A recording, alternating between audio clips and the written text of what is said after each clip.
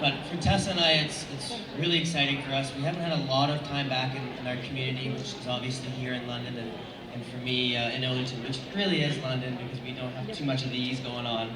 Um, and we've always had such great support. So it's so nice to be back here and feel the warmth of our fans and our community. So we want to first start out by saying thank you. So thank you guys for coming today and supporting the show and supporting us.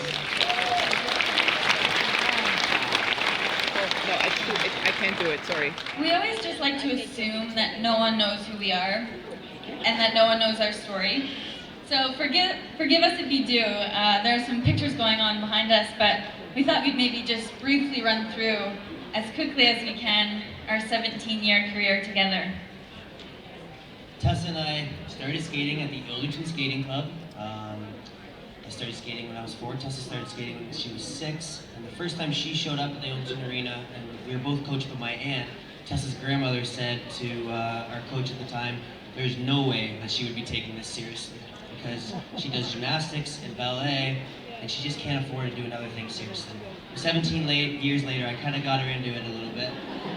But in the ice dance world, it is pretty rare that you skate together since the age of 7 and 9, and it's also extremely rare that you live 10 minutes apart. I mean, Tessa grew up in the Basinville area, and as I said, I was from Ilderton. So, we've kind of grown up together. Soon after starting to skate together, our coach, which was my aunt, said that we needed to get out of Ilderton and move to Waterloo. So when Tessa was 13 and I was 15, we moved away to Waterloo to go to school. Tessa skipped 8th grade and jumped right into 9th grade, and we were away from home. And from that point on, we were kind of each other's family. We had to rely on each other for a lot of things.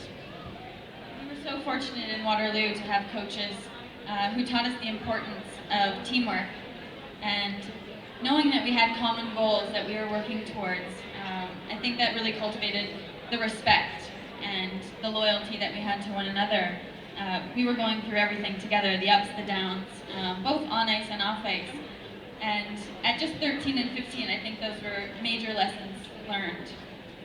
We also watched other teams around us and kind of analyzed how they worked together. And often they were fighting and blaming one another and name-calling. And I'm so proud to say that we really never went down that road. We never crossed those boundaries. And those are lessons that we still carry with us today, and I think that's why our partnership is so very strong.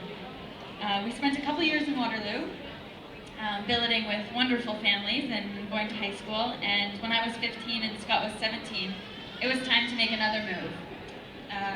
We knew that if we were going to be competitive in the senior ranks, we needed to be in Canton, Michigan, with Russian coaches and some of the best teams in the world. So there we were, just teenagers in a different country. I didn't even have my driver's license. I just had mine.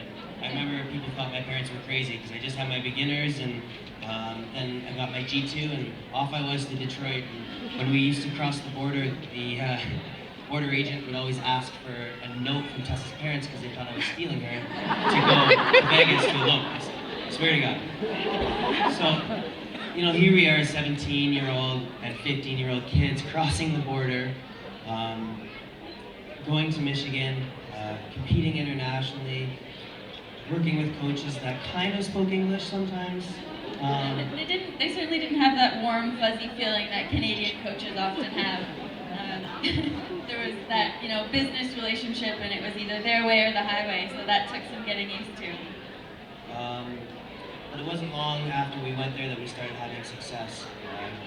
Tessa and I were lucky enough to represent Canada at an early age.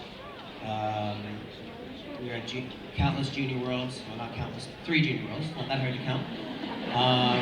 3 junior worlds, we ended up getting the first junior world title for ice dance ever, which kind of propelled us. Well, it was a funny year because it was 2006, so our goal was to go to the Olympics that year and to win junior worlds. So in Ottawa we skated, Nationals was in Ottawa this year, but in 2006 was also in Ottawa, and we were 3rd. At that time we had 2 spots. We were 3rd in the compulsory dance and 2nd in the short, or the original dance at that time, and the free dance, which put us 3rd overall by a slim margin. So we were the first alternates for Trino and we were heartbroken. We wanted to be at those games so bad. Our goal in the back of our mind was to win the Vancouver Olympics. And nobody goes to their first Olympics and wins. It just doesn't happen. I think it was not long after, we heard the news that we weren't going to the Torino Olympics that we decided Vancouver would be ours. There was no way we were missing it, and we were going to do everything in our power to make that happen. So we went to the Junior World Championships and ended up winning. Soon after that, we knew we were going to be in control of that Olympic spot. We never wanted to be on the outside looking in, and quickly we knew that we wanted to be on top of that podium as well. And, we have to really tribute the Canadian Olympic Committee and the people that we worked with, people that have been made major footprints in this community, like Marty McBean and her rowing. We relied on heavily, having all of her Olympic experience, and we went into Vancouver as kids. We didn't have a world title.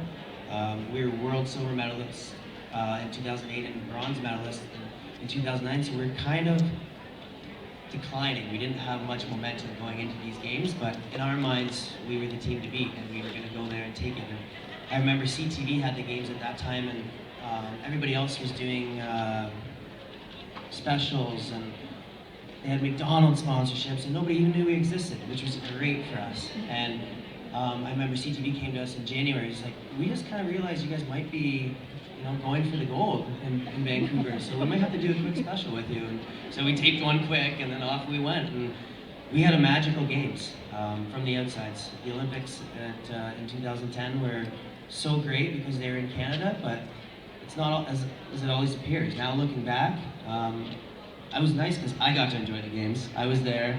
I was walking around the village. I was having the time of my life. And Tessa was in about 8 hours of physio a day. So she got to see the games through a little ring.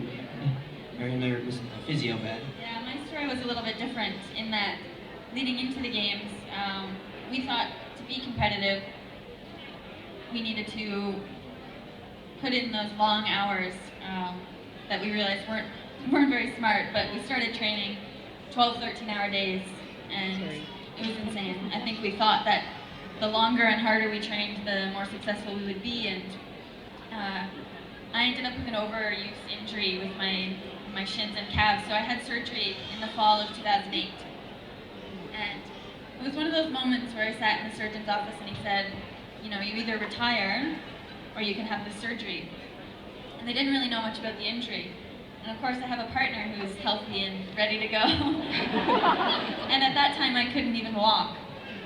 So I had the surgery here in London at Fowler Kennedy, rehabbed at Fowler, and getting back on the ice was a challenge. I sort of had to learn how to do everything over again. And as Scott mentioned, we were third at that year's World Championships, the final World Championships before the Winter Games in Vancouver. And in our sport, that's huge. In our sport, pretty often whoever wins the Worlds before will win the Olympics. What happened this year? We should have seen that coming.